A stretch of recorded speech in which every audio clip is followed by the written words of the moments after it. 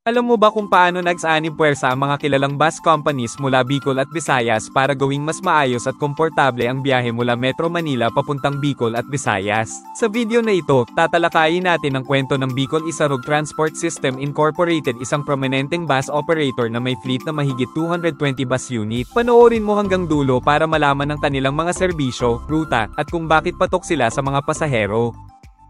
Ang Bicol Isarog Transport System Incorporated, o mas kilala bilang BITSI, ay isang prominenteng kumpanya ng pampasaherong bus na nagsisilbi sa mga mahahalagang ruta mula Metro Manila patungong rehiyon ng Bicol, pati na rin sa ilang bahagi ng Visayas. Itinatag ito noong April 19, 2011 sa pamamagitan ng isang estratehikong pagsasanib ng mga malalaking bus operators mula sa dalawang rehiyon, ang Bicol at Visayas. Ang pinuno ng pagsasanib na ito ay sina Geraldo C. Abanyo at Jose Marco H. Del Pilar, mga negosyante na may matibay na karanasan sa industriya ng transportasyon. Ang layunin nila ay hindi lamang palawakin ang kanilang mga operasyon kundi pati na rin paghusayin ang kalidad ng serbisyo sa mga pasahero na dumaraan sa mahahabang ruta sa Timog Silangang Luzon at Eastern Visayas. Sa pamamagitan ng pagsasanib, nakuha nila ang pagmamay-ari at pamamahala ng ilang kilalang bus companies tulad ng Isarog Line, na matagal nang naging pangunahing tagapaghatid ng serbisyo sa Bicol, ang RSL Bus Transport, na may malawak na saklaw sa Visayas, at ang Peña Francia Tours at Travel Transport Incorporated, na kilala rin sa larangan ng long-haul bus travel. Ang pagkakabuo ng BITSI ay isang malaking hakbang tungo sa pagsasama ng mga ruta at pagsasaayos ng operasyon upang mas maging episyente ang transportasyon sa mga rehiyong ito. Sa halip na magkakahiwalay na operator na may sariling sistema at serbisyo, pinag-isa nila ang kanilang mga lakas at resources upang makapagbigay ng mas maayos, mas maaasahan, at mas komportableng serbisyo sa mga pasahero. Ang resulta ng pagsasanib na ito ay isang malawakang network ng mga ruta, isang malaking fleet ng mga modernong bus, at isang brand na kinikilala hindi lamang sa Bicol kundi pati na rin sa Metro Manila at Visayas. Dahil dito, naging isa ang BITSI sa mga pangunahing bus operator sa bansa na tumutugon sa pangangailangan ng mga pasaherong Pilipino, lalo na ang mga nagtutungo sa mga lalawigan ng Bicol Region at sa ilang bahagi ng Eastern Visayas. Sa pagdaan ng mga taon, patuloy na pinalalawak at pinapabuti ng BITSI ang kanilang serbisyo. Sila ay naging simbolo ng modernisasyon sa transportasyon ng bus sa Pilipinas gamit ang mga makabagong sasakyan mula sa mga kilalang tagagawa at pagpapakilala ng mga bagong klase ng serbisyo gaya ng deluxe, royal, at sleeper buses upang mas tugunan ang iba't ibang pangangailangan ng mga pasahero. Pinaka-namumuno sa Bicol Isarog Transport System Incorporated ay si Geraldo D. Abanyo, na nagsisilbing chairperson at chief executive officer ng kumpanya. Mahalagang malaman na ang BITSI, 5-Star, at Victory Liner ay magkakapatid na kumpanya na lahat ay bahagi ng malaking Hernandez Group, ngunit may kanya-kanyang pamamahala ang bawat isa. Ang BITSI ay mayroong fleet na mahigit sa 220 na bus unit na masigasig na nagseserbisyo sa mga ruta mula Metro Manila patungong Bicol. Bukod dito, abot din ng kanilang serbisyo ang mga lalawigan sa Eastern Visayas gaya ng Samar at Leyte, na nagbibigay ng maasahang biyahe para sa mga pasahero. Sa Metro Manila, matatagpuan ang mga terminal ng BITSI sa iba't ibang strategic na lugar upang mas mapabilis ang pag-access ng mga pasahero. Kabilang dito ang Cubao sa Quezon City, ArcOvia sa Pasig City, PITX sa Parañaque, Alabang sa Muntinlupa, pati na rin sa Taguig, Ermita sa Manila, Marikina, Caloocan, at Masinag sa Antipolo. Sa Bicol Region naman, may mga terminal ang BITSI sa Naga City, Legazpi City, Sorsogon City, at Masbate City, na nagsisilbing mga sentro ng kanilang operasyon sa rehiyon. Samantala, sa Eastern Visayas, matatagpuan ang mga terminal ng BITSI sa Tacloban City sa Leyte at Calbayog City sa Samar, na naglilingkod sa mga pasahero mula sa mga lugar na ito. Ang fleet ng BITSI ay binubuo ng mga modernong bus mula sa mga kilalang brand tulad ng King Long, na kilala sa pagiging moderno at komportable para sa iba't ibang serbisyo. Nariyan din ang Golden Dragon, na ginagamit sa luxury at sleeper services para sa mas mataas na antas ng kaginhawaan. Ang Yutong naman ay may advanced na teknolohiya at kalidad na nagbibigay ng maasahang biyahe. Para sa mga long distance trips, matibay at maaasahan ng mga bus mula sa Higer. Mayroon ding mga European brand naman na ginagamit sa ilang espesyal na serbisyo. Karaniwang may mga features ang mga bus tulad ng reclining seats, air conditioning, wifi sa ilang units, at iba pang amenities upang masigurong komportable ang bawat biyahe ng mga pasahero. Nag-aalok ang BITSI ng iba't ibang klase ng serbisyo upang matugunan ang pangangailangan ng mga pasahero. Sa economy class, makakakita ka ng 2x3 seating arrangement na affordable at praktikal. Para sa mas komportableng biyahe, may deluxe class na may 2x2 seating arrangement. arrangement. Ang Royal Class naman ay may 2x1 lazy boy seats na nagbibigay ng mas maluwag at relaxing na upuan. Para sa mga mahahabang paglalakbay, mayroon ding sleeper bus na may kama upang masiguradong comfortable at mahimbing ang pagtulog ng mga pasahero. Noong 2019, inilunsad ng BITSI ang GoCard, isang loyalty program kung saan nakakakuha ng puntos ang mga pasahero na maaaring ipalit sa mga diskwento at promo na lalong nagpapasaya sa kanilang pagbiyahe. Tulad ng ibang kumpanya, may mga ulat ng pagkaantala ng biyahe at ilang pasahero ang nagsabi na may mga bus na hindi gaanong maayos ang kondisyon. Ngunit patuloy ang BITSI sa pagpapaunlad ng kanilang serbisyo, kaligtasan, at customer satisfaction sa pamamagitan ng pagkuha ng feedback at pag-adopt ng mga bagong programa. Ang Bicol Isarog Transport System Incorporated ay patuloy na nagbibigay ng serbisyo sa mga Pilipino, nagdadala ng mga pasahero mula Metro Manila patungong Bicol at Visayas. Para sa mga nais mag-book o malaman ng iba pang detalye tungkol sa ruta, terminal, at schedule, maaaring bumisita sa opisyal nilang website sa bicolisarog.com. Ang kasalukuyan na namumuno sa Bicol Isarog Transport System Incorporated ay si Geraldo C. Abanyo na nagsisilbing chairperson at chief executive officer ng kumpanya. At yan ang kwento ng Bicol Isarog Transport System Incorporated.